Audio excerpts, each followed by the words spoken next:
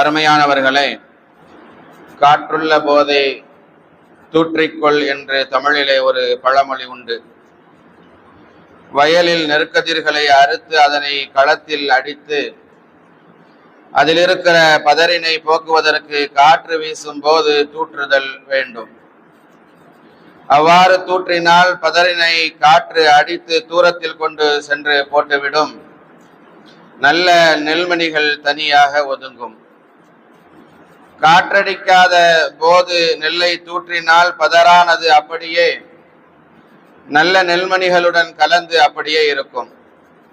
அதுபோலவே மனிதன் வாய்ப்புகள் கிடைக்கும் போது கடுமையாக உழைத்து வாழ்வில் முன்னேற வேண்டும். காற்றுள்ள போதை தூற்றிக்கொள் என்ற இந்த பழமொழி அழகிய கருத்துக்களை உள்ளடக்கிய ஒரு பழமொழியாகும். ஒன்று, வாய்ப்புகள் கிடைக்கும் போது அதனை நாம் நமது நலனுக்காக பயன்படுத்தி கொள்ள வேண்டும். அடுத்து, காற்றுள்ள போதே, அதாவது இந்த உடலில் மூச்சுக்காற்று இருக்கும் போதே தூற்றிக்கொள் நல்ல செயல்களை செய்ய வேண்டும் என்பதாகும். அருமையானவர்களே, தமிழ்நாடு +2 பொதுத் தேர்வு முடிவுகள் HSE மே 8, 2025 அன்று அதிகாரப்பூர்வ இணையதளங்களில் வெளியிடப்பட்டது. அதே போன்று இன்று 16/5/2025 காலையில் 10ஆம் வகுப்பு தேர்வு முடிவுகள் வெளியாகி இருக்கிறது. இன்று மதியம் 11ஆம் வகுப்பு தேர்வு முடிவுகள் வெளியாக இருக்கிறது. +2 தேர்வு முடிவுகளை பொறுத்தவரை தமிழ்நாட்டின் பல்வேறு பகுதிகளிலும் நம் சமூகத்தினுடைய மாணவ மாணவிகள் நல்ல மதிப்பெண்களுடன் தேர்ச்சி பெற்றிருக்கிறார்கள் என்பது மகிழ்ச்சியை தருகிறது. 10ஆம் வகுப்பு தேர்வு முடிவுகளும் நமது சமூக மாணவ மாணவிகளின் தேர்ச்சி விகிதமும் நன்றாக வந்திருப்பதாக நாம் நம்புவோம். கிடைத்த வாய்ப்பை பயன்படுத்தி நன்றாக பரீட்சை எழுதியவர்கள் வெற்றி கனியை சுவைத்துக் கொண்டிருக்கிறார்கள். பொடுபோக்காக இருந்தவர்கள் இன்னும் நல்லா எழுதியிருக்கலாமே என்று யோசித்துக் கொண்டிருப்பதையும், வாய்ப்பை தவறவிட்டவர்கள் கண்ணீரில் வடித்துக் கொண்டிருக்கிற நிலைகளையும் பார்க்கிறோம். தேர்வில் ஃபெயிலாகி விடுவோமோ என்கிற பயத்தில் தேர்வு முடிவுகள் வருவதற்கு முன்பதாகவே தற்கொலை செய்து கொண்ட நிகழ்வுகளும் உண்டு. உயர் கல்விகளில் நமது இஸ்லாமிய மாணவ மாணவிகள் பங்கு பெற்று தங்களுக்கு கிடைக்கிற வாய்ப்பை பயன்படுத்தி கொண்டு ஈருலகிலும் வெற்றி பெற இறைவன் அருள் புரிவானாக. ஆமீன். அருமையானவர்களே, ஏன் உயர்கல்வி கற்க வேண்டும் என்று நாம் பார்க்கிற போது, உலகில் சுமார் 1080 கோடி மக்கள் 2022ஆம் ஆண்டு கணக்கின்படி சுமார் 1080 கோடி மக்கள் வசிக்கிறார்கள். இதில் கிறிஸ்தவ மதத்தை பின்பற்றக்கூடியவர்கள் சுமார் 200 கோடி பேர். இதுல அவர்கள் 3 பிரிவினர்களாக இருக்கிறார்கள். அடுத்து இஸ்லாம் மார்க்கத்தை பின்பற்றக்கூடியவர்கள் சுமார் 180 கோடி பேர். இதில் எண்ணிக்கையில் அடங்காத பிரிவுகள் இருக்கிறது. அடுத்தபடியாக யூத மார்க்கத்தை பின்பற்றக்கூடியவர்கள் சுமார் 15 கோடி பேர் இருக்கிறார்கள். அதாவது உலக மக்கள் தொகையில் யூதர்கள் வெறும் 2% மட்டுமே இருக்கிறார்கள். இதிலே 2 பிரிவுகள் மட்டுமே அவர்கள் இருக்கிறார்கள். மக்கள் தொகையில் மிக மிக குறைவாக உள்ள அந்த யூதர்கள் உலகம் முழுவதும் உள்ள பல நாடுகளை மறைமுகமாக ஆட்சி செய்கிறார்கள். குறிப்பாக அமெரிக்காவையும் சில அரபு நாடுகளையும் கூட யூதர்களை ஆட்சி செய்கிறார்கள். மக்கள் தொகையில் சுமார் 2% இருக்கும் இவர்களால் எப்படி உலகம் முழுவதும் உள்ள பல நாடுகளை ஆட்சி செய்ய முடிகிறது? அவர்கள் கல்வி அறிவில் மிகவும் முன்னேற்றம் அடைந்திருக்கிறார்கள். குறிப்பாக கம்ப்யூட்டர் தொழில்நுட்பத்தில் அவர்களே இன்றைக்கு மேலோங்கி இருக்கிற நிலையை பார்க்கிறோம். மிகப்பெரிய கம்ப்யூட்டர் தொழில் நிறுவனங்களும் அவர்களுடைய கையில் தான் இருக்கிறது. இன்று உலகை ஆட்சி செய்யும் ஆயுதமான அனைத்து மீடியாவையும் அவர்களே தங்களுடைய கையிலே வைத்திருக்கிறார்கள். கிறிஸ்தவர்களும் யூதர்களும் சுமார் 90% கல்வியை கற்றவர்களாக இருக்கிறார்கள். அதாவது பல்கலைக்கழகம் வரை, யூனிவர்சிட்டி வரை படித்தவர்கள் என்று பார்த்தால் சுமார் 40% அவர்கள் இருக்கிறார்கள், யூதர்களும் கிறிஸ்தவர்களும். முஸ்லிம்களில் பல்கலைக்கழகம் வரை படித்தவர்கள் என்றால் சுமார் 1% மட்டுமே இருக்கிறது. தங்கள் வருவாயில் ஆராய்ச்சிக்காக சுமார் 5% யூதர்களும் கிறிஸ்தவர்களும் செலவு செய்கிறார்கள். முஸ்லிம்கள் இதில் வெறும் 2% மட்டும்தான் செலவு செய்கிறார்கள். யூதர்களில் இதுவரை நோபல் பரிசு பெற்றவர்கள் என்று நாம் பார்க்கிற போது 108 பேர் இருக்கிறார்கள். முஸ்லிம்களில் வெறும் 3 நபர்கள் தான் இருக்கிறார்கள். இந்தியாவினுடைய பல்கலைக்கழகங்களில் யூனிவர்சிட்டியில் 2 பல்கலைக்கழகம் மட்டுமே முஸ்லிம்களிடம் இருக்கிறது. புகழ்பெற்ற பல்கலைக்கழகங்கள் அலிகார் பல்கலைக்கழகம் மற்றும் தமிழ்நாட்டில் ஒரே ஒரு முஸ்லிம் பல்கலைக்கழகம் மட்டும்தான் இருக்கின்றது. ஒரு சில தனியார் நிர்வாகத்தின் கீழ் மட்டுமே முஸ்லிம் கல்லூரிகள் நடத்தப்படுகின்றன. அதாவது நியூ காலேஜ் இருக்கிறது, Jamal Mohammed college, SIT college, Khader Mohideen college, பொறியியல் கல்லூரி, இன்ஜினியரிங் காலேஜ், கீழக்கரை முகமது சதக் பொறியியல் கல்லூரி, இவைகள் எல்லாம் இருக்கின்றன. இன்னும் சில ஊர்களில் கலை கல்லூரிகளும் அமைந்திருக்கின்றன. தமிழகத்தினுடைய அண்டை மாநிலமாக இருக்கிற கேரளாவில் 6 கல்லூரிகள் இருக்கிறது. ஆந்திராவில் 2, தெலுங்கானாவில் 4 என எண்ணிக்கையில் மருத்துவ கல்லூரிகள், மருத்துவமனைகள் முஸ்லிம்களை நடத்தி வருகிறார்கள். அருமையானவர்களே, நம் நிலையை நாம் மாற்றுவதற்கு முயற்சி செய்ய வேண்டும். சுமார் 40 ஆண்டுகளுக்கும் மேலாக ஆயிரக்கணக்கான நம் சமுதாய பிள்ளைகள், படித்தவர்களும் படிக்காதவர்களும், அரபு நாடுகளுக்கு பெரும்பாலானவர்களை கீழ்மட்ட தொழிலாளர்களாக பணிபுரிய அனுப்பி வைத்ததால் முஸ்லிம் சமூகம் இந்திய அரசு துறையிலும் அதிகாரத்துறையிலும் பெரும் பின்னடைவை சந்தித்திருக்கின்றன. அதன் விளைவை இன்றைக்கு நம்முடைய சமூகம் சந்தித்து வருகிறது. வாழும் இளைய தலைமுறையும் வருங்கால தலைமுறையும் பல அவலங்களை சந்தித்து வருகிறது. இந்த அவல நிலையிலிருந்து மாற வேண்டும்.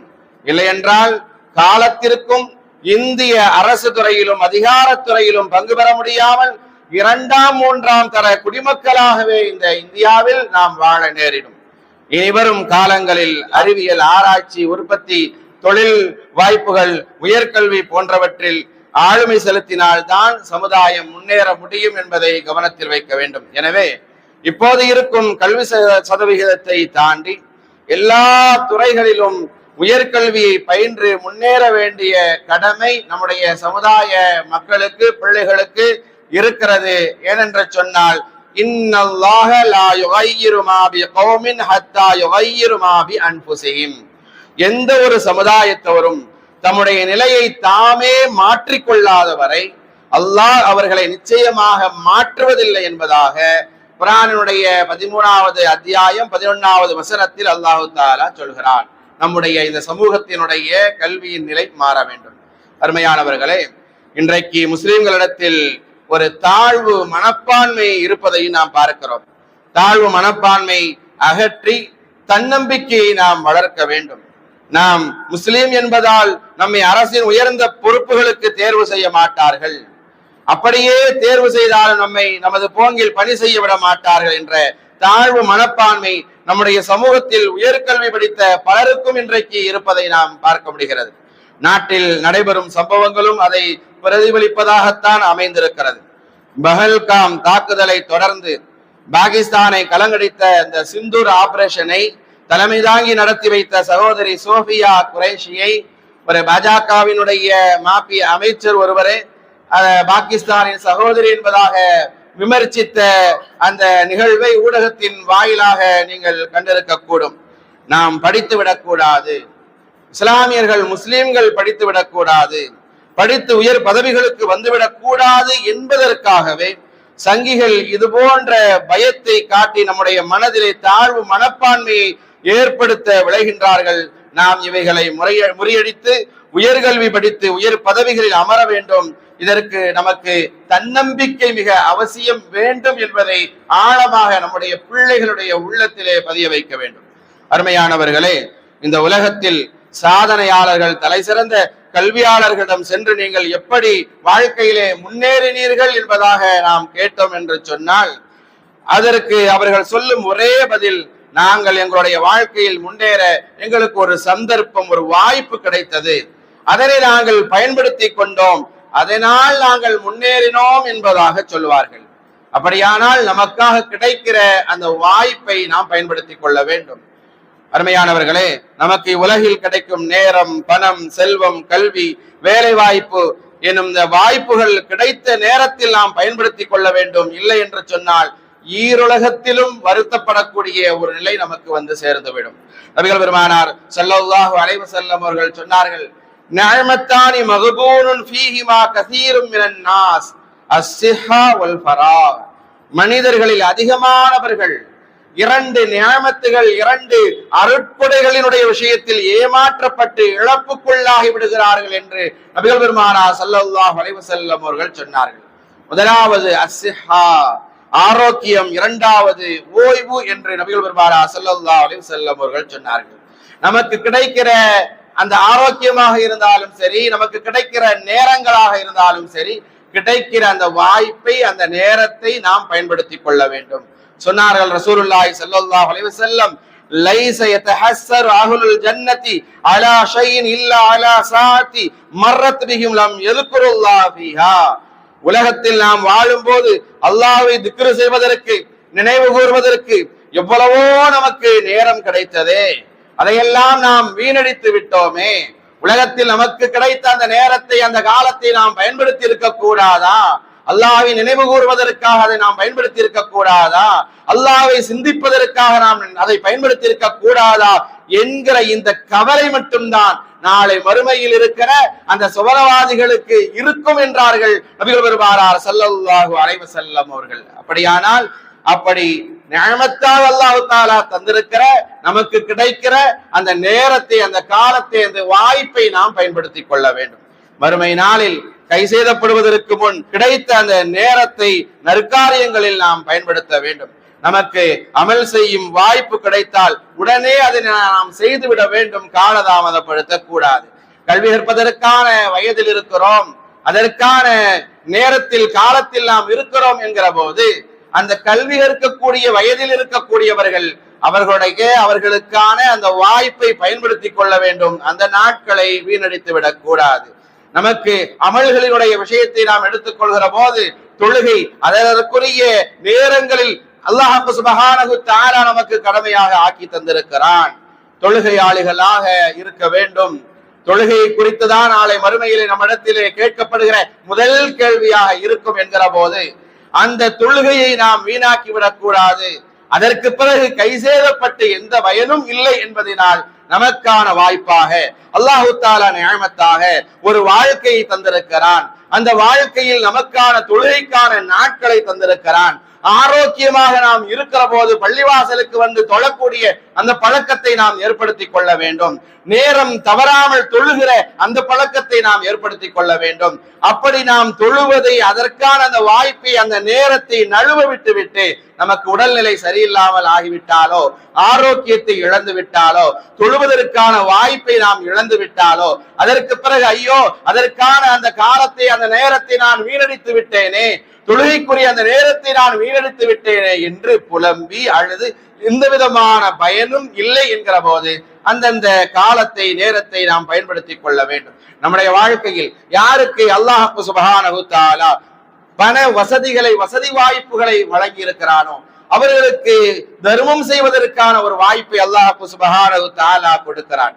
அப்படி தர்மம் செய்வதற்கான, சதகா செய்வதற்கான ஒரு வாய்ப்பை அல்லாஹ் தஆலா அந்த மனிதர்களுக்கு கொடுக்கிற போது அதை அந்த நேரத்தில் பயன்படுத்திக் கொள்ள வேண்டும். அதற்கு பிறகு ஐயோ இன்னும் ஒரு தடவை எனக்கு வாய்ப்பு கிடைத்தால் நான் தவற விட்டு விட்டேனே, நான் கொடுப்பேனே என்று நாம் பின்னால் வருத்தப்படுவதற்கு பதிலாக அதற்கான சந்தர்ப்பமும் சூழ்நிலைகளும் வருகிற போது அதை நாம் பிற்படுத்தக்கூடாது.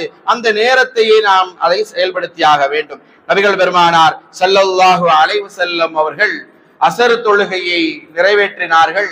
எப்பொழுதும் நபியினுடைய பழக்கம், அவர்கள் தொழுது முடித்தவுடன் வேகமாக விரைந்து வெளியே செல்லக்கூடியவர்கள் அல்ல. அந்த தொழுகின்ற இடத்தில் கொஞ்ச நேரம் அமர்வார்கள், சஹாபாக்களிடத்திலே கொஞ்சம் உரையாடுவார்கள்.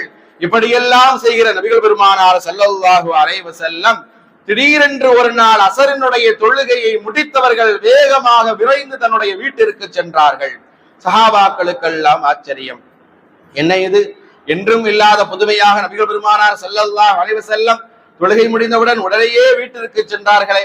அதற்கு என்ன காரணம் தெரியவில்லையே, என்ன பிரச்சனையோ என்றெல்லாம் சஹாபிகள் தங்களுக்குள் பேசிக் கொண்டிருக்கிற போது கொஞ்ச நேரத்தில் நபிகள் பெருமானார் ஸல்லல்லாஹு அலைஹி வஸல்லம் அவர்கள் வந்தார்கள். சொன்னார்கள், உங்களுடைய சந்தேகம் எனக்கு புரிகிறது.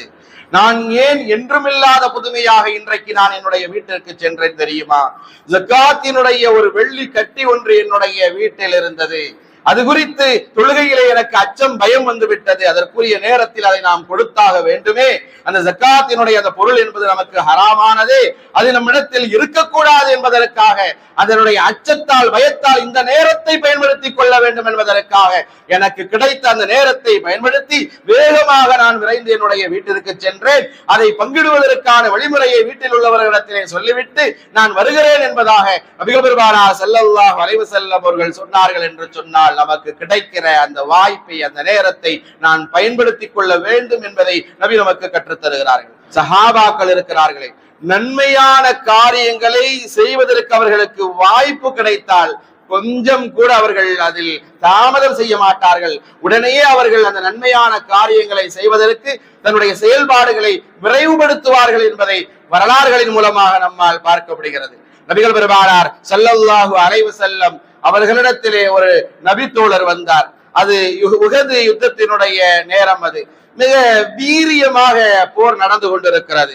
நபிகள் பெருமானார் ஸல்லல்லாஹு அலைஹி வஸல்லம் அவர்களிடத்திலே வந்து அவர் கேட்டார், யௌம உஹதின் அராய்த இன் குதில்த ஃபைன அன கால, இந்த போரிலே நான் கலந்து இந்த உஹதினுடைய யுத்தத்தில் யா ரசூலல்லாஹ் நான் கொல்லப்பட்டால் என்னுடைய நிலை என்ன என்பதாக கேட்டார். நபிகள் பெருமானார் ஸல்லல்லாஹு அலைஹி வஸல்லம் அவர்கள் சொன்னார்கள், ஃபில் ஜன்னா, நீ சுவர்க்கத்திற்குரியவர் என்பதாக சொன்னார்கள். கொஞ்ச நேரம் கூட அவர் தாமதிக்கவில்லை. ஃபஅல்கா தமாரதி ஃபி யதிஹி ثم قاتل حتى قتل. அந்த நபி தோழர் அதை கேட்ட மாத்திரத்திலே அவருடைய கைகளிலே சில பேரித்தம்பழங்களை வைத்திருந்தார். இந்த பேரித்தம்பழங்களை சாப்பிடுகிற நேரத்தை கூட நான் வீணாக ஆக்குவதற்கு, தாமதிப்பதற்கு நான் விரும்பவில்லை என்பதாக சொல்லிவிட்டு அதை அப்படியே போட்டுவிட்டு அந்த வீரியமாக போர் நடந்து கொண்டிருக்கிறது அந்த போர்க்களத்திற்குள் சென்றார். தன்னுடைய உயிர் போகின்ற வரைக்கும் போர் செய்து அவர் அந்த போரிலே ஷஹீதாகி சுவனத்தை அவர் தேடிக்கொண்டார் என்பது வரலாறு. என்று சொன்னால் தனக்கான வாய்ப்பு கிடைக்கிற போது அதை அந்த சஹாபாக்கள் பயன்படுத்திக் கொண்டார்கள். இப்படி பயன்படுத்திக் கொள்ள வேண்டும் என்பதை இந்த மார்க்கத்திற்கு நபிகள் பெருமானார் ஸல்லல்லாஹு அலைஹி வஸல்லம் அவர்கள் நமக்கு கற்றுத் தந்தார்கள். துல்லனி அலா அமலின் இதா அமிலது தகல்துல் ஜன்னா. கிராமவாசி ஒருவர், அல்லாஹ்வின் தூதரே யா ரசூலல்லாஹ், என்னை சுவனத்திலே நுழைய செய்யக்கூடிய ஒரு செயலை எனக்கு கற்றுத்தாருங்கள் என்று நபியிடத்திலே வந்து கேட்கிறார். நபிகள் பெருமானார் ஸல்லல்லாஹு அலைஹி வஸல்லம் அவர்கள் சொன்னார்கள், தஅபுதுல்லாஹ லா துஷ்ரிகு பிஹி ஷையா, அல்லாஹ்வை வணங்குவீராக, அவனுக்கு யாரையும் இணையாக்காதிருப்பீராக, வ துகீமு ஸலாத அல் மக்தூபா, பரலான தொழுகைகளை நீர் நிறைவேற்றுவீராக, வ துஅத்தி ஸகாத மஃப்ரூலா, பரலான ஸகாத்தை நிறைவேற்றுவீராக, வ தஸூமு ரமலான, ரமலான் மாதம் வந்துவிட்டால் நோன்பு வைப்பீராக என்று சொன்னார்கள். அந்த மனிதர் சொன்னார், வல்லதி நஃப்ஸி பியதிஹி, என்னுடைய உயிர் எவன் கைவசம் உள்ளதோ அந்த அல்லாஹ்வின் மீது ஆணையாக, லா உரீது அலா ஹாதா ஃபலம்மா வல்லி, தாங்கள் கூறிய அமல்களை சொன்னபடி செய்து வருவேன், இவற்றில் எதையும் அதிகரிக்க மாட்டேன் என்பதாக அவர் சொல்லி திரும்பி சென்றார். நபிகள் பெருமானார் ஸல்லல்லாஹு அலைஹி வஸல்லம் சஹாபாக்களை பார்த்து சொன்னார்கள், மன் ஸர்ரஹு அன் யன்துர இலா ரஜுலி மின் அஹ்லில் ஜன்னah, யாராவது இப்பொழுது சுவனவாதியை காண வேண்டும் என்பதாக விரும்பினால் இதோ என்னிடத்திலே கேட்டுவிட்டு செல்கிறாரே, இந்த மனிதரை நீங்கள் பார்த்துக் கொள்ளுங்கள் என்பதாக நபிகள் பெருமானார் ஸல்லல்லாஹு அலைஹி வஸல்லம் அவர்கள் சொன்னார்கள். என்று சொன்னால் நாம் நமக்கான வாய்ப்புகளை நாம் பயன்படுத்திக் கொள்ள வேண்டும். அல்லாஹு தஆலா சூரத்துல் வாக்கியாவினுடைய 10வது வசனத்தில் கூறுகிறான், வஸ்ஸாபிகூன ஸாபிகூன், முந்திக் கொண்டு இந்த உலகத்தில் நன்மையான காரியங்களை செய்பவர்கள் நாளை மறுமையிலும் அவர்களே முந்தியவர்கள் என்பதாக அல்லாஹ் சுப்ஹானஹு வ தஆலா சொல்கிறான். நமக்கு கிடைக்கிற வாய்ப்பை நாம் பயன்படுத்திக் கொள்ள வேண்டும். நமது பிள்ளைகள் அவரவர்களுடைய கல்வியாண்டை பயன்படுத்திக் கொண்டவர்கள் வெற்றி பெற்றார்கள், உயர்கல்விக்குரிய திட்டத்தோடு செயல்பட ஆரம்பித்திருப்பார்கள். அதை வீணடித்தவர்கள், காலத்தை நேரத்தை விரயம் செய்தவர்கள் கவலையோடு காட்சி அளிக்கிற நிலைகளை பார்க்கிறோம். அப்படிப்பட்டவர்கள் வரும் காலங்களிலேயாவது தங்களுக்கு கிடைக்கும் நாட்களை, வாய்ப்புகளை பயன்படுத்திக் கொள்ள வேண்டும். வாழ்வில் வெற்றி பெற்ற மனிதர், தோல்வி அடைந்த மனிதர் என்று தனித்தனியாக ஒன்றும் கிடையாது. தோல்வியுற்ற சாதாரண மனிதர்கள் என்பவர் யார் என்று சொன்னால் கவனித்து பாருங்கள். தங்களுடைய வாழ்வின் பெரும்பகுதியை நாட்களை அவர்களுடைய வாழ்நாட்களை வீணாக கழிப்பவர்கள் தான் தோல்வி பெற்றவர்கள். ஏன் வீணாக கழிக்கிறார்கள்? அவர்களுக்கென்று ஒரு லட்சியம் இல்லை, பிறருடன் வீண் பேச்சிலே ஈடுபட்டுக் கொண்டிருக்கிற நிலை, எப்பொழுது பார்த்தாலும் செல்போனோடு சுற்றி கொண்டிருக்கக்கூடிய ஒரு சூழ்நிலை, அவர்களுக்கென்று ஒரு தனிப்பட்ட ஒரு கனவுலகத்திலே வாழ்ந்து கொண்டிருக்கிற நடிகர்களை பார்த்து தங்களையும் அப்படி ஒரு நிலையில் உள்ளவர்கள் என்பதாக கற்பனை செய்து கொண்டு ரேசில் சென்று கொண்டிருக்கிற நிலையில் இருக்கக்கூடிய பிள்ளைகள், குடித்து ஆபாசமான காட்சிகளை பார்த்து திரிகிற பிள்ளைகள், ஊர் சுற்றி கழிப்பவர்கள் என்று பல ரகம் இருக்கிறார்கள். என்றாலும் இவர்களுடைய செயல் ஒன்றுமே இருக்காது. என்ன இவர்கள் சாதித்திருக்கிறார்கள் என்று பார்த்தால் இப்படிப்பட்டவர்கள் எதையும் சாதித்திருக்கிற மாட்டார்கள். தன்னுடைய வாழ்நாட்களை அதிகமாக வீணடித்திருப்பார்கள். வாழ்க்கையில் துயரமானவை சம்பவங்கள், இன்பமானவை சந்தர்ப்பங்கள். எனவே சந்தர்ப்பம் என்பது எல்லோருக்கும் எப்போதும் வராது. வரும்போது அதை கெட்டியாக பிடித்துக் கொள்ள வேண்டும், நழுவவிடக்கூடாது. நழுவவிட்டால் அதே சந்தர்ப்பத்திற்காக காத்திருக்கும் அடுத்த மனிதன் இருப்பான், அதை கொத்தி கொண்டு போய்விடுவான் என்பதையும் நாம் மறந்துவிடக் கூடாது. ஒரு காக்கை இருக்கிறதை அதை பாட்டு பாடச் சொல்லி அதனுடைய வாயில் இருந்த வடை அதை நழுவி விழச் செய்து தூக்கி கொண்டு ஓடிவிட்ட நரியினுடைய கதையை நாம் படித்திருக்கிறோம் இல்லையா? அதே போல நமக்கு கிடைக்க இருக்கக்கூடிய அந்த வாய்ப்பை பறிப்பதற்கென்று ஏராளமானவர்கள் இருக்கிறார்கள். நமக்கு கிடைத்த சந்தர்ப்பம் என்கிற வடையை பறித்து கொண்டு ஓடுவதற்காக நம் பின்னே நிறைய மனிதர்கள் இருக்கிறார்கள் என்பதை கவனித்து நம்முடைய வாழ்க்கையினுடைய ஓட்டம் இருக்க வேண்டும்.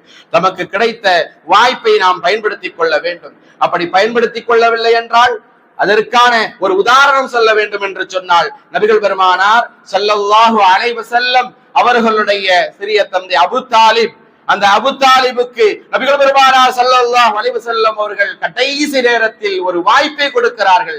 கலிமாவை சொல்ல சொல்கிறார்கள். நீங்கள் ஈமான் கொண்டு விடுங்கள், எனக்கு எல்லா நிலைகளிலும் முற்ற துணையாக இருந்தவர் அல்லவா அந்த அபு தாலிப். நீங்கள் சுவனம் செல்ல வேண்டும், நரகத்திற்குரியவராக ஆகிவிடக் கூடாது. உங்களுக்கான கடைசி வாய்ப்பு இருக்கிறது. நீங்கள் இஸ்லாத்திற்கு வந்துவிட்டால் அதற்கு எனக்கு கண்குளிர்ச்சியாக இருக்குமே என்று நபிகள் பெருமானார் ஸல்லல்லாஹு அலைஹி வஸல்லம் அவர்கள் சொன்னார்கள். என்னுடைய வாழ்நாளில் எல்லா நிலைகளிலும் நீங்கள் கண்குளிர்ச்சியாக இருந்தீர்கள், எனக்கு இந்த கண்குளிர்ச்சியை தந்து விடுங்கள், கலிமாவை சொல்லிவிடுங்கள் என்பதாக சொல்லி அபு தாலிபுக்கு ஒரு வாய்ப்பு கொடுக்கப்பட்டது. அந்த நேரத்தில் அந்த வாய்ப்பை அந்த அபு தாலிப் தவற விட்டு விட்டார். இல்லை, நான் கலிமா சொல்லிவிட்டால் அந்த மக்கத்து காபிர்கள் என்னை இழிவாக பேசுவார்கள், என்னை என்னெல்லாம் திட்டுவார்கள், நான் இறுதி வரைக்கும் எனக்கு ஆசைதான், ஆனால் நான் கலிமா சொல்ல மாட்டேன் என்று மறுத்தார் அந்த அபு தாலிப். அவருக்கு கிடைத்த அந்த வாய்ப்பை அவர் தவறவிட்டார். அவர் வாழ்க்கையில் மார்க்கத்தில் தோற்று போனார் என்று இஸ்லாமிய மார்க்கம் நமக்கு சொல்லி தருகிறது. அதே போல எத்தனையோ ஹாஜிகள் இருக்கிறார்கள், தரவந்தவர்கள், வசதி படைத்தவர்கள் இருக்கிறார்கள். ஹஜ் செய்யக்கூடிய வசதிகள் வாய்ப்புகள் இருந்தும் கூட, பொருளாதார வளம் இருந்தும் கூட ஹஜ் செய்யாத நிலையில் இருக்கக்கூடிய, வாய்ப்புகளை இழந்து கொண்டிருக்கக்கூடிய நிலையில் இருக்கிற ஹாஜிகள் நம்மிடத்திலே உண்டு.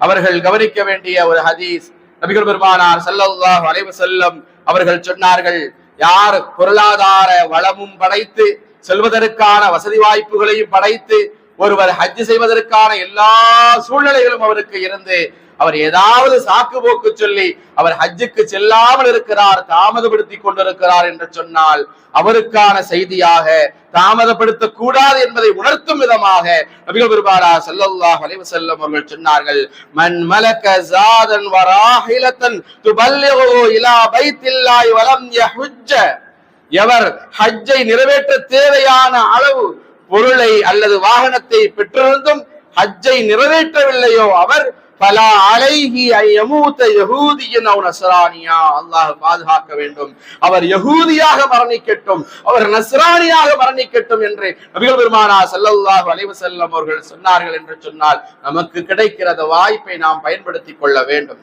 காலம் கடந்த பிறகு யோசித்து நாம் வருந்துவதற்கு முன்னால் நமக்கான வாய்ப்புகளை பயன்படுத்திக் கொள்ள வேண்டும். ஹஜ் செய்யக்கூடியவர்கள் கவனிக்க வேண்டியது, ஹஜ் செய்யக்கூடியவர்களுக்கான செய்தி இது. சிலருக்கு ஹஜ்ஜுக்கு போக வசதி வாய்ப்பு இருந்தாலும் போக முடிவதில்லை. ஆனால் அல்லாஹ் எனக்கு ஹஜ் செய்யும் பாக்கியத்தை கொடுத்திருக்கிறான் என நினைத்து கவனமாக பேணுதலாக ஹஜ்ஜின் அமல்களை ஹாஜிகள் செய்ய வேண்டும்.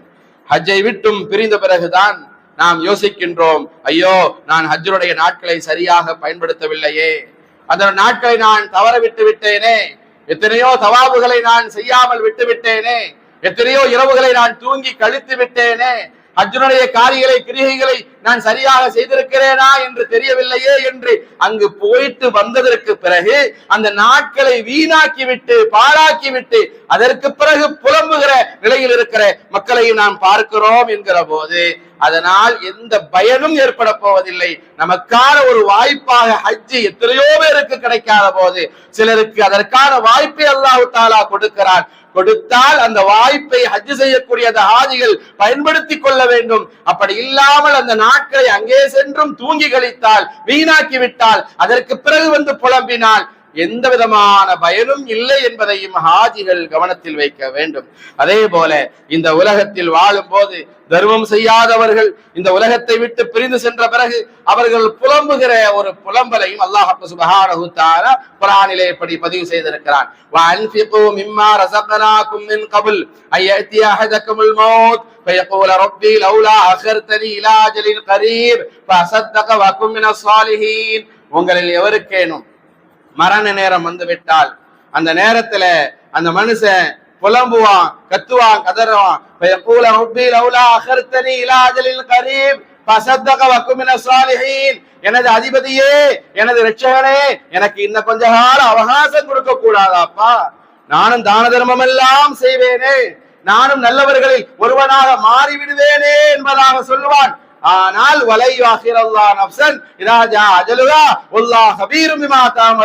ஆனால் ஒருவனுக்கு அவன் செயல்படுவதற்கான நேரம் முடிவடைந்து விட்டாலோ எந்த மனிதனுக்கும் கால அவகாசத்தை முற்படுத்தியோ தாமதப்படுத்தியோ கொடுக்கப்படுவதில்லை என்பதாக அல்லாஹ் தஆலா சொல்லிவிட்டார் என்று சொன்னால் அல்லாஹ் சுப்ஹானஹு தஆலா நிஅமத்தாக அருட்கொடையாக நமக்கு ஒரு வாழ்க்கையை தந்திருக்கிறான். நமக்கு கொடுத்திருக்கிற அந்த நிஅமத்தாக வழங்கி இருக்கிற அந்த வாய்ப்பை நாம் பயன்படுத்திக் கொள்ள வேண்டும். அந்த வாய்ப்பை நாம் பயன்படுத்திக் கொள்ளாமல் அதற்கு பிறகு இந்த உலகத்தில் புலம்பினாலும் சரி, நாளை மறுமையிலே சென்று புலம்பினாலும் சரி, அதனால் எந்த பயனும் ஏற்பட போவதில்லை. எனவே நமக்கான வாய்ப்பை நாம் தவற விட்டுவிடக் கூடாது. மாணவர்கள், பள்ளியில் படிக்கக்கூடியவர்கள், அவர்களிடத்திலே முயற்சி இருக்க வேண்டும். இதை அல்லாஹ் சுப்ஹானஹு தஆலா நமக்கு கற்றுத் தருகிறான். அவர்கள் கல்வியிலே முயற்சி செய்ய வேண்டும். மரியம் அலைஹிஸ்ஸலாத்து வஸலாம் அவர்களுக்கு தன்னுடைய பேர் அற்புதத்தை அல்லாஹ் சுப்ஹானஹு தஆலா நிகழ்த்தி காட்டினான்.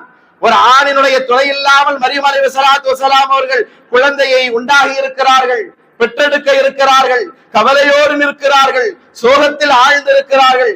தன்னுடைய அற்புதத்தை வெளிப்படுத்த இருக்கிற அந்த அல்லாஹ் சுப்ஹானஹு தஆலா எல்லா நிலைகளிலும் மரியம் அலைஹிஸ்ஸலாத்து வஸலாம் அவர்களுக்கு அற்புதத்தை கொடுக்க முடியாதா? எல்லா சுகங்களையும் அவர்களுக்கு கொடுத்து விட முடியாதா? ஆனால் மரியம் அலைஹிஸ்ஸலாத்து வஸலாம் அவர்களுக்கு அல்லாஹ் தஆலா என்ன சொன்னா, நீங்க இந்த சோதனையிலிருந்து இருந்து தப்பிக்கணுமா, உங்களுக்கான முயற்சிகள் சில வேண்டும் என்பதாக கற்றுக் கொடுக்கிறான். மரியம் அலைஹிஸ்ஸலாத்து வஸலாம் அவர்களை அந்த ஊரில் இருந்து வெளியாகுங்கள் என்பதாக சொன்னான். ஒரு பேரித்தம்பழ மரத்திற்கு அடியிலே போய் அமருங்கள் என்பதாக சொன்னான்.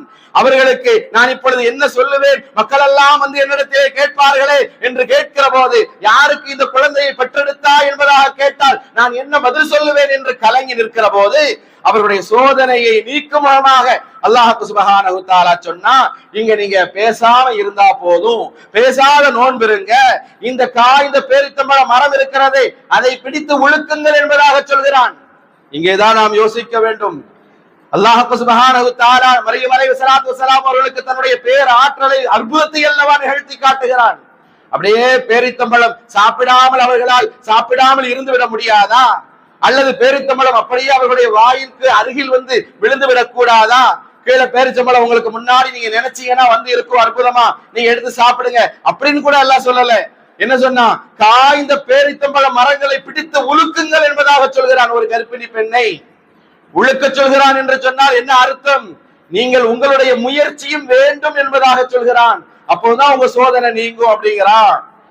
அங்கே ஒரு நீரூற்று ஓடிக்கொண்டிருக்கும், அதிலிருந்து நீங்கள் போய் நீரை எடுத்து பருகுங்கள் என்பதாக சொல்கிறான். உங்களுக்கு தாகமே எடுக்காது என்கிற நிலையை அல்லாஹ் தஆலா அவர்களுக்கு சொல்லவில்லை. அப்படித்தான் அவர்கள் காய்ந்த பேரித்த மரங்களை பிடித்து அந்த மரத்தை பிடித்து ஒழுக்கினார்கள். பழம் கீழே விழுந்தது, அதை எடுத்து சாப்பிட்டார்கள். தாகிக்கிற போது அந்த தண்ணீரை எடுத்து அவர்கள் குடித்தார்கள். அவர்கள் பேசாமல் இருக்க சொன்னால் அல்லாஹ் சுப்ஹானஹு வ தஆலா பேசாமல் இருந்தார்கள்.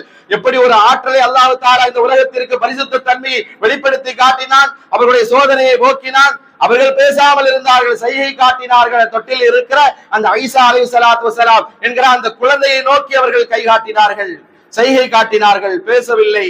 அந்த குழந்தை என்ன பேசும் என்று மக்கள் எல்லாம் சுற்றி இருக்கிற போது அந்த குழந்தைக்கு பேசுகிற ஆற்றலை அல்லாஹ் தஆலா கொடுத்தான். அது பேசியது, கால இன்னி அப்துல்லாஹ் ஆதானியல் கிதாப், நான் அல்லாஹ்வினுடைய அடிமையாக இருக்கிறேன், எனக்கு கிதாப் வேதம் கொடுக்கப்பட்டிருக்கிறது, என்னுடைய தாய் பரிசுத்தமானவர் என்கிற அந்த செய்தியை அந்த குழந்தையின் மூலமாக அல்லாஹ் தஆலா வெளிப்படுத்தி மரியம் அலைஹிஸ்ஸலாத்து வஸலாம் அவர்களுடைய சோதனையை நீக்கினார் என்று சொன்னால் என்ன? இதன் மூலமாக அல்லாஹ் தஆலா நமக்கு கற்றுத் தருகிறான், நமக்கு முயற்சி வேண்டும். முயற்சி செய்தால் அதற்கான பலனை, கூலியை அல்லாஹ் தஆலா கொடுப்பான். உயர்ந்த லட்சியம் நமக்கு இருக்க வேண்டும். முயற்சி வேண்டும் என்று சொன்னால் எப்பொழுது நாம் முயற்சி செய்வோம்? உயர்ந்த லட்சியத்தோடு இருக்கிற போதுதான் அதற்கான முயற்சிகளை நாம் கையில் எடுப்போம். வலிக்குல்லி விஜ்ஹத்துன் ஹுவ முவல்லியா ஃபஸ்தபிகுல் ஹைராத். ஒவ்வொரு சமுதாயமும் அதனுடைய இலக்கை நோக்கி சென்று கொண்டிருக்கிறது. மோமீன்களே, உங்களின் இலக்கு நன்மையானவற்றில் ஒருவருக்கொருவர் முந்தி செல்லுங்கள் என்பதாக குர்ஆனினுடைய 2வது அத்தியாயம் 148வது வசனத்தில் அல்லாஹ் தஆலா குறிப்பிடுகிறார். அருமையானவர்களே, ஹுதைபியா உடன்படிக்கை இருக்கிறது. அது கல்விக்கு, எழுத்துகளுக்கு இருக்கும் வலிமையை பறைசாற்றக்கூடிய ஒரு தருணமாக அமைந்திருந்தது. ஒரு சில எழுத்துக்கள் தான், சில மணி துளிகளிலேயே அந்த சஹாபாக்கள் எவ்வளவு கனவுகளோடு வந்தார்கள். நாம் உம்ராவுக்கு செல்ல இருக்கிறோம், காபத்துல்லாவை பார்க்க இருக்கிறோம், காபத்துல்லாவை வலம் வர இருக்கிறோம் என்றெல்லாம் வந்தவர்கள். அந்த சில ஒப்பந்தம், அந்த எழுத்துக்கள் தான் அவர்களுடைய கனவையே சிதைத்து போட்டது. கண்முன்னால் கதறிக்கொண்டிருக்கிறார்கள் அந்த சஹாபாக்கள். வேறு வழியே இல்லை, கைவிடுங்கள் என்பதாக நபிகள் பெருமானார் ஸல்லல்லாஹு அலைஹி வஸல்லம் அந்த சஹாபாக்களை பார்த்து, நாம் இந்த வருடம் உம்ரா செய்ய முடியாது, மக்காவுக்கு திரும்பி செல்லுங்கள் என்பதாக அந்த கையெழுத்துதான் அவர்களை சொல்ல வைத்தது. எப்படியெல்லாம் எழுதிவிட்டார்கள், எழுதியதை எப்படியெல்லாம் நடைமுறைப்படுத்தி விட்டார்கள் என்பதை நாம் கொஞ்சம் கவனிக்க வேண்டும். எழுத்துக்கு அந்த அளவுக்கு கல்விக்கு ஒரு மிகப்பெரிய முக்கியத்துவம் இருக்கிறது. அதே எழுத்தை தான் முஹம்மது ஸல்லல்லாஹு அலைஹி வஸல்லம் அவர்கள் ஆயுதமாக்கினார்கள். உலகத்தினுடைய பல பாகங்களில் வாழும் அரசர்களுக்கும் மன்னர்களுக்கும் கடிதம் மூலமாக ஏகத்துவ அழைப்பை விடுத்தார்கள் நபிகள் பெருமானார் ஸல்லல்லாஹு அலைஹி வஸல்லம் அவர்கள். என்ன நடந்தது? அந்த கல்வி புரட்சியினால் என்ன ஆனது? அடுத்த 2 ஆண்டுகளில் மக்கா நகரத்தை வெற்றி கொள்ளும் போது முஸ்லிம் சமூகத்தினுடைய எண்ணிக்கை என்ன தெரியுமா? 10,000 பேர்கள் இருந்தார்கள். அதற்கடுத்த 2.5 ஆண்டுகளில் 1,24,000 சஹாபாக்கள் இஸ்லாமியர்களாக, முஸ்லிம்களாக எண்ணிக்கையில் இருந்தார்கள் என்று சொன்னால் இதுதான் கல்வி ஏற்படுத்துகிற மிகப்பெரிய புரட்சி என்பதை நாம் விளங்கிக் கொள்ள வேண்டும்.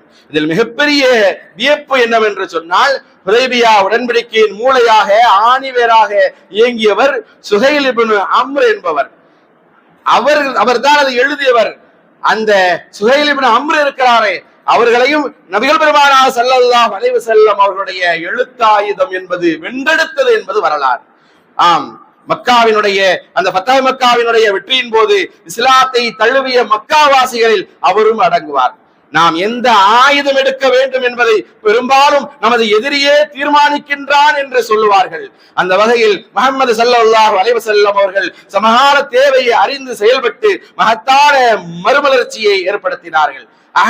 அகல் என்கிற ஒரு யுத்தம், அது தோண்டப்படக்கூடிய அந்த சமயத்திலே அந்த மிகப்பெரிய ஒரு வெற்றி அந்த அகலினுடைய யுத்தத்தில் நடந்தது, கிடைத்தது என்று சொன்னால் எப்படி என்றால், நபிகள் பெருமானார் ஸல்லல்லாஹு அலைஹி வஸல்லம் அல்லாஹ்வினுடைய ரசூல் தூதர், அவர்களுக்கு சல்மான் ஃபாரிசி என்கிற ஒரு நபித்தோழர், அவர்கள்தான் நபிகள் பெருமானார் ஸல்லல்லாஹு அலைஹி வஸல்லம் அவர்களுக்கு அந்த இல்மை, அந்த கல்வியை சொல்லிக் கொடுத்தார்கள். எங்களுடைய பாரசீக நாட்டில் இப்படி ஒரு பழக்கம் இருக்கிறது, நாங்கள் அகலை குழியை தோண்டுவோம், அதிலிருந்து நாங்கள் போரிலே வெற்றி பெறுவோம் என்கிற ஒரு வழிமுறையை சொல்லிக் கொடுத்த போது அந்த சல்மான் ஃபாரிசியினுடைய அந்த கல்வியை ஏற்றுக்கொண்டார்கள் நபிகள் பெருமானார் ஸல்லல்லாஹு அலைஹி வஸல்லம். அதை அந்த போரிலே செயல்படுத்தினார்கள். மிகப்பெரிய வெற்றி வாய்ப்பை இந்த மார்க்கத்திற்கு சல்மான் ஃபாரிசி என்கிற ஒரு அறிஞர்களுடைய அந்த கல்வி பெற்று தந்தது என்று சொன்னால், நம் சமூகத்திற்கான வெற்றி என்பது அது கல்வியில் தான் இருக்கிறது என்பதை நாம் கவனத்தில் வைக்க வேண்டும். நமக்கு கிடைக்கக்கூடிய வாய்ப்புகளை பயன்படுத்திக் கொள்வோம். கல்வியாளர்களை உருவாக்குவோம். உயர் பதவிகளை அடைவோம். நேரங்களை பயனுள்ளதாக ஆக்குவோம். வீண் அரட்டைகளில் இருந்து விலகி நிற்போம். மறுமையின் புலம்பலை தவிர்ப்போம். இந்த உலக வாழ்க்கையை பயனுள்ளதாக ஆக்கிக் கொண்டு இம்மையிலும் மறுமையிலும் வெற்றி பெறுவோம். இறைவன் அருள் புரிவானாக. ஆமீன். வாஹிர் தஅவானா அனில் ஹம்துலில்லாஹி ரப்பில் ஆலமீன். ரஹ்மானே, எங்களின் பாவம் நீங்கிடச் செய்வாய்.